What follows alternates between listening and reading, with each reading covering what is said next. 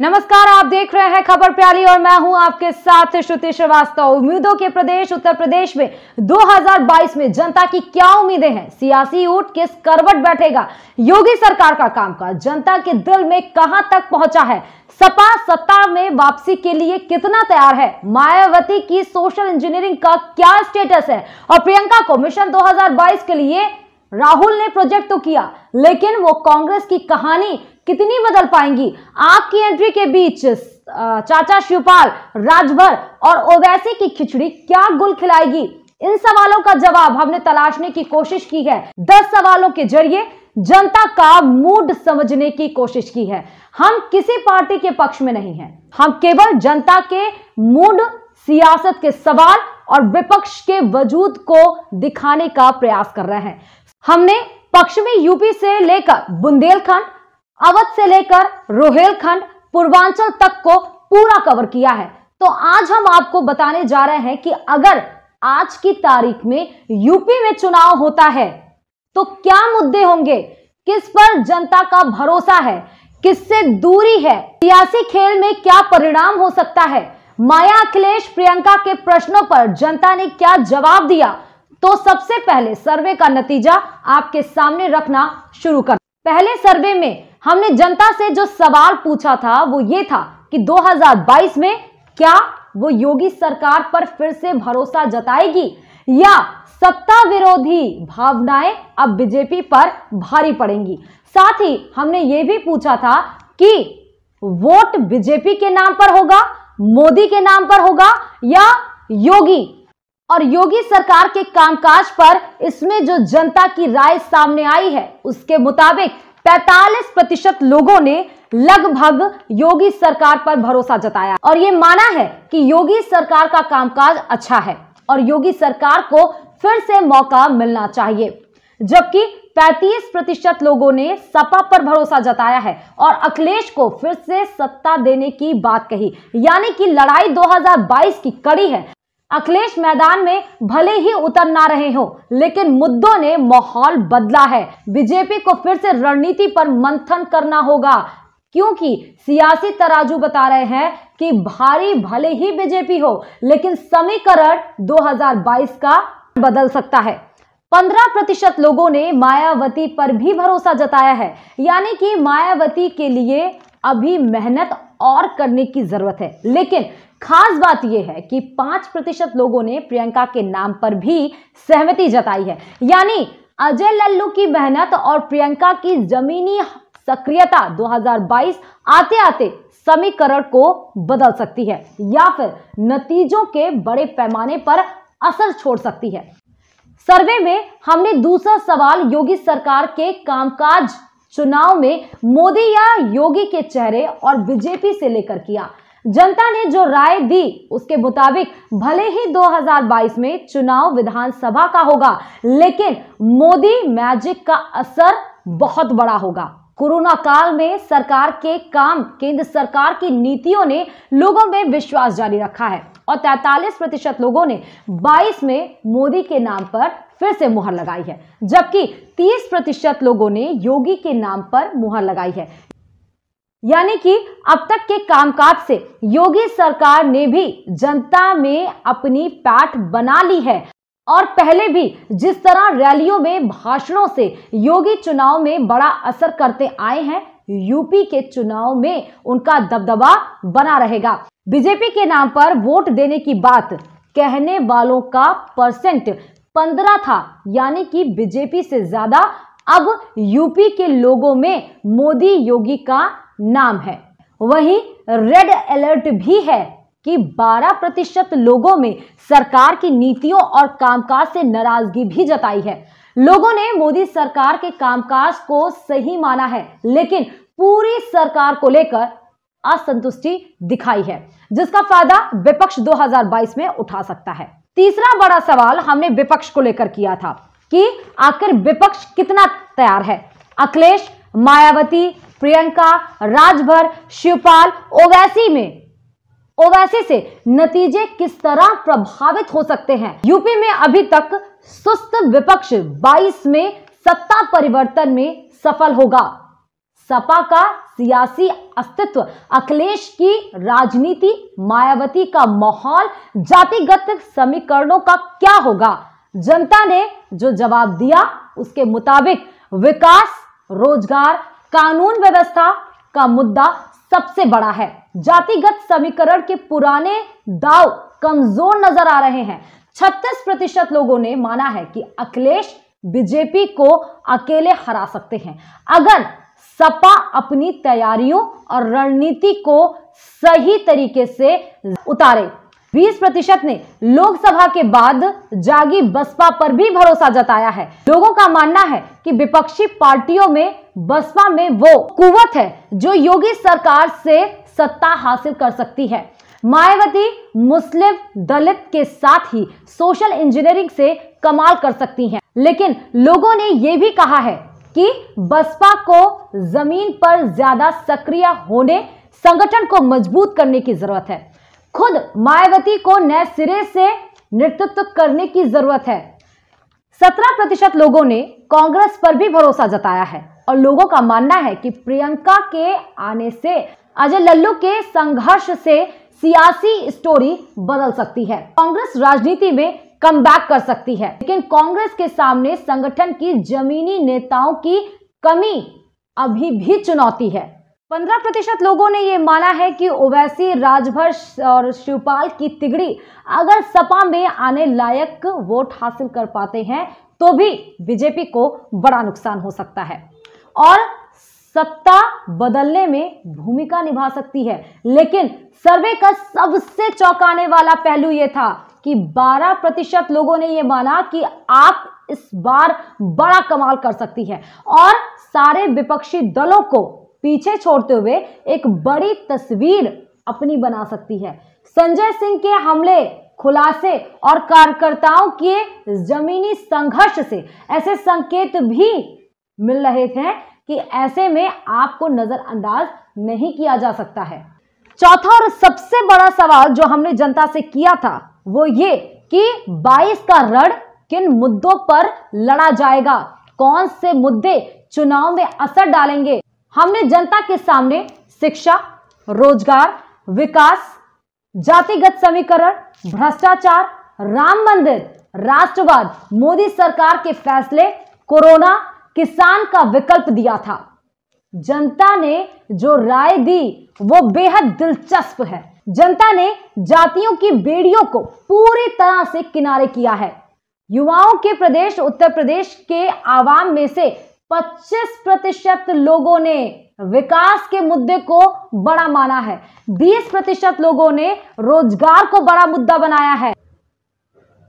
जाहिर तौर पर ये दोनों ही बड़े मुद्दे हैं जिस पर विपक्ष और सरकार दोनों ही मैदान में लड़ाई भी लड़ेंगे। हालांकि यूपी में कानून व्यवस्था का मुद्दा अभी भी जनता के बीच है और 15% लोगों ने इसे बड़ा मुद्दा माना है।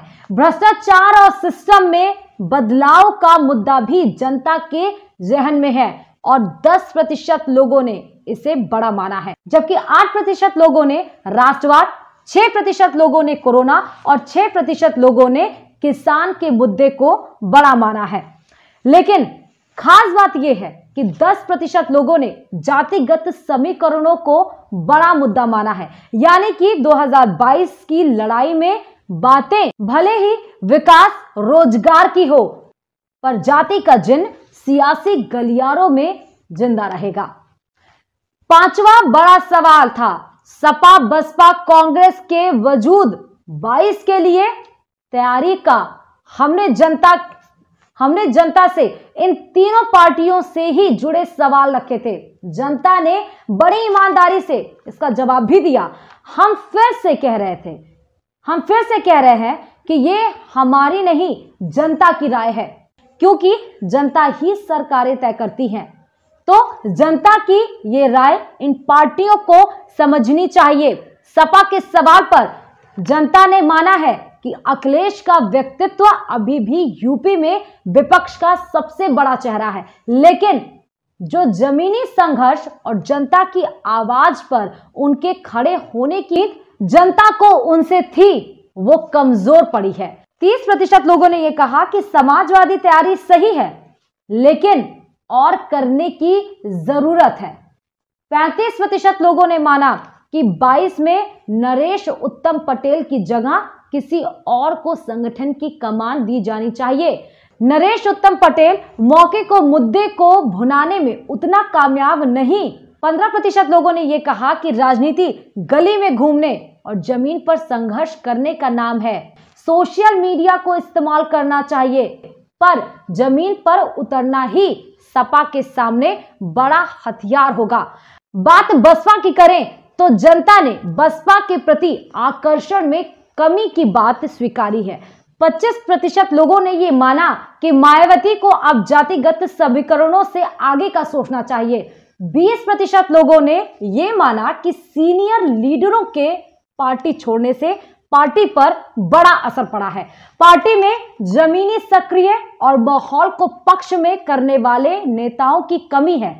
35% लोगों ने यह माना कि परिवार को तरजीह देना पार्टी के लिए घातक साबित हो सकता है। आकाश को जिम्मेदारी देने और सपा से गठबंधन ने बसपा को नुकसान पहुंचाया है। लेकिन खास बात यह भी है कि 20% लोगों ने यह माना कि मायावती में वो काबिलियत है कि वो खुद को सियासत में सब पर भारी साबित कर सकती हैं, बशर्ते रणनीति में बदलाव किया जाए। तो बात कांग्रेस की करें तो कांग्रेस को लेकर जनता से जो हमने सवाल किया उसमें 25% लोगों ने प्रियंका और अजय लल्लू की मेहनत को माना है और ये कहा कि कांग्रेस बदलाव ना कर सके तो अंतर तो पैदा जरूर कर सकती है। सपा और बसपा का खेल बिगाड़ सकती है। कांग्रेस का सियासी महत्व यूपी में जरूर होगा।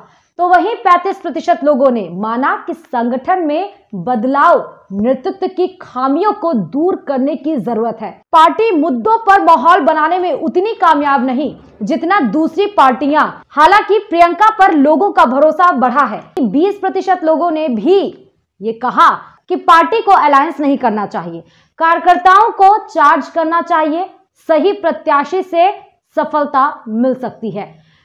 हमने यूपी की राजनीति के रोचक बदलाव को लेकर भी जनता से सवाल किया, जिसमें राजभर फैक्टर, शिवपाल का बूथ मैनेजमेंट और बिहार के बाद यूपी में ओवैसी के प्लान और आप की एंट्री के यूपी चुनाव पर असर को लेकर पूछा, जिस पर जनता ने यह माना कि दल बड़ी भूमिका निभा सकते हैं, खेल बना भी सकते हैं और बिगाड़ भी सकते हैं।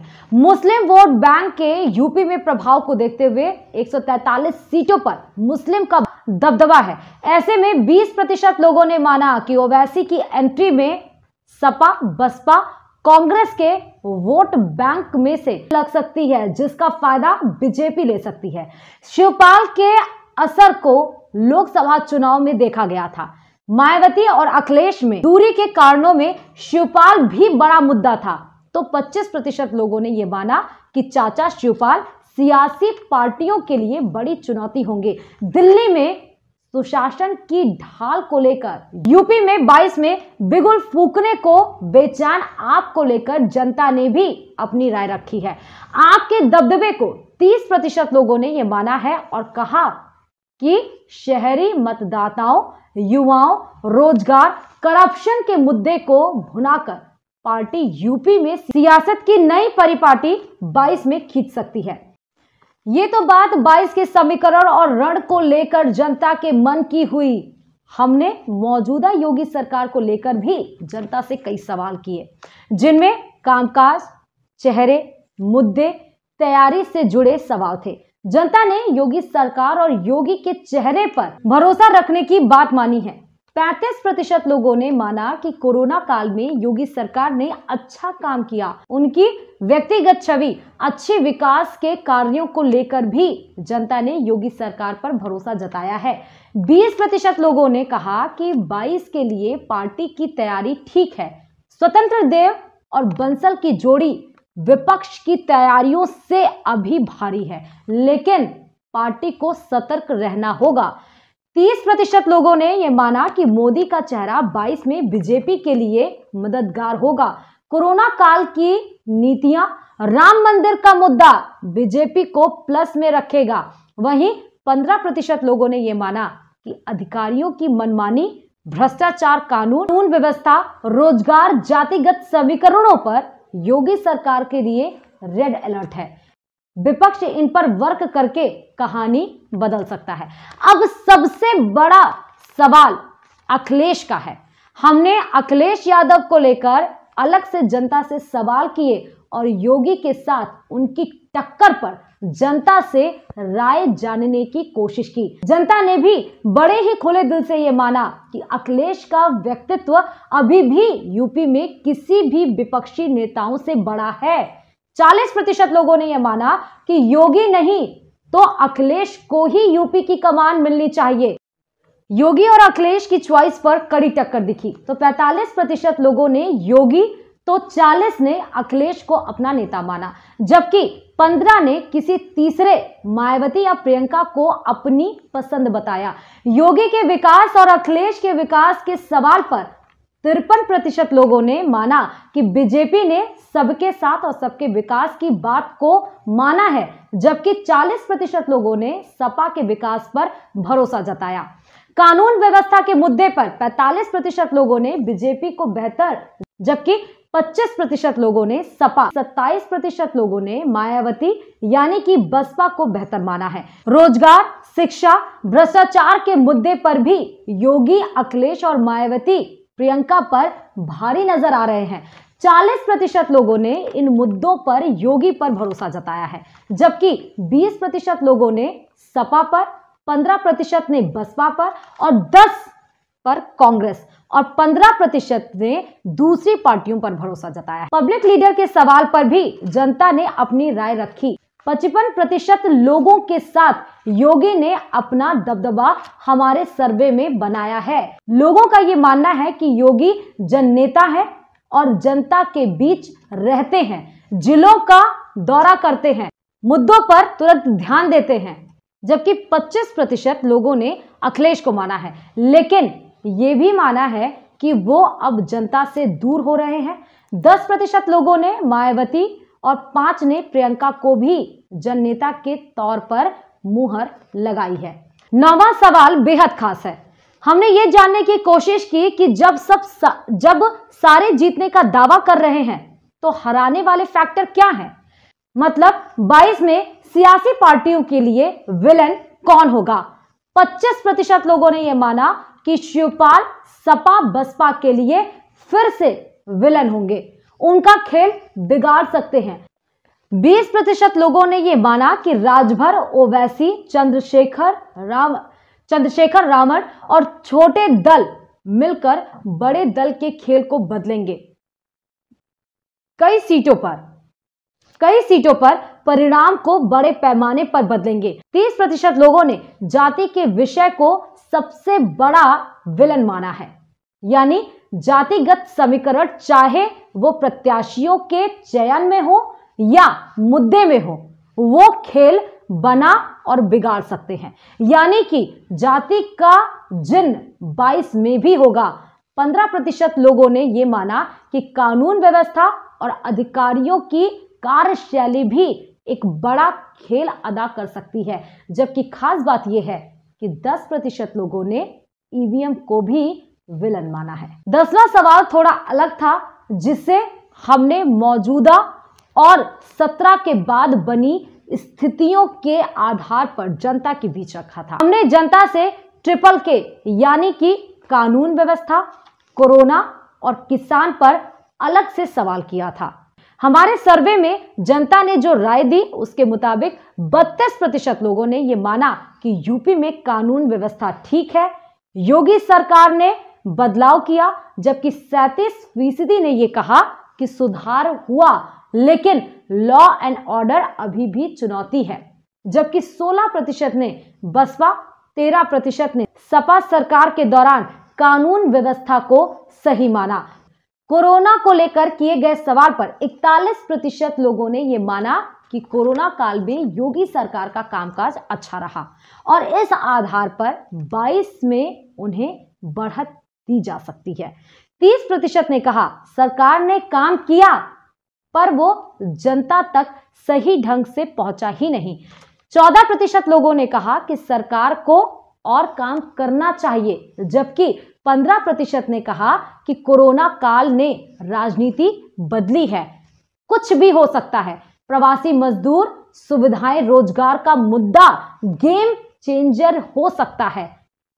किसान आंदोलन को देखते हुए किसान का सवाल भी हमने रखा था, जिस पर 27% लोगों ने यह कहा कि यूपी के किसानों पर इसका असर नहीं होगा। योगी सरकार के कामकाज को किसान तरजीह देंगे। 30% लोगों ने यह कहा कि 3 कानून खेल बिगाड़ सकते हैं। गांव में विपक्ष ने माहौल बनाया तो लड़ाई कठिन होगी।